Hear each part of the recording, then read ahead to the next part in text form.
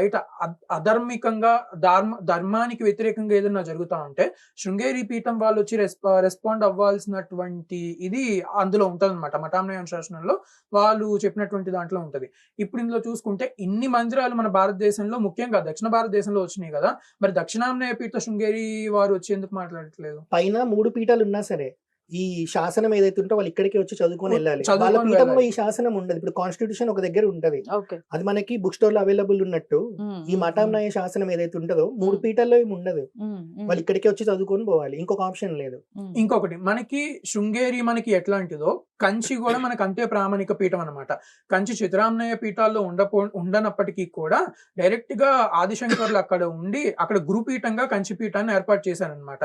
కొంతమంది దాన్ని మూలామ్నాయ సర్వజ్ఞ పీఠం అంటారు, కొంతమంది దాన్ని ఒప్పుకోరు. అయినప్పటికీ కూడా కంచి ప్రామాణికత ఏంటి అనేటువంటిది అందరికీ తెలిసిందే. కంచి పీఠం వారు కూడా షిరిడి సాయిబాబా వారిని అంగీకరిస్తారు. దానికి ముఖ్యంగా చెప్పదగినటువంటి విషయం ఏంటంటే ఇప్పటికీ కూడా వైజాగ్ లో షిరిడి సాయిబాబా వారి మందిరం కంచి వాళ్ళ అండర్ లో ఉంది. ఒకటి కంచి కామకోటి పీఠం వాళ్ళ అండర్ లో ఉంది. కంచి కామకోటి పీఠం వారి సద్గురు సాయినాథ్ మందిరం అని ఉంటది అనమాట. ఓకేనా? ఇది ఒకటి చెప్పామా? ఇంకొకటి నేను చెప్తాను. కంచి కామకోటి పీఠం వాళ్ళది యుఎస్ లో కూడా ఒక చాప్టర్ ఉంది, అంటే ఒక శాఖ ఉంది. దానికి పేరు కంచి కామకోటి సేవా ఫౌండేషన్, KKSF అని ఉంటాయి. గూగుల్లోకి వెళ్ళి మీరు Kanchi Kamakoti Peetham performed Maharudram at Saibaba Mandir Illinois అని కొట్టండి.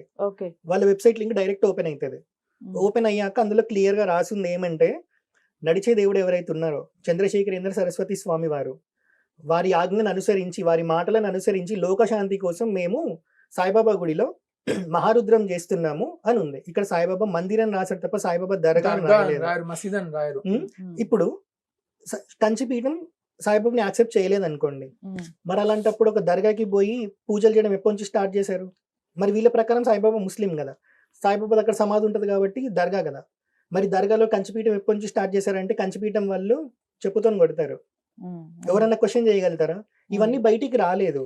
ఎందుకంటే ఇప్పుడు కూడా మేము ఎందుకు బయటకు వచ్చామంటే తనకు తానుగా సాయి సచ్చరిత్రలో మసీదేనా మందిరం అని చెప్పినట్లు ఉంటుంది. ద్వారకామయ్య కూడా అన్నారు. ఆయన పేరే మసీద్ కి ద్వారకామయ్య పెట్టారు.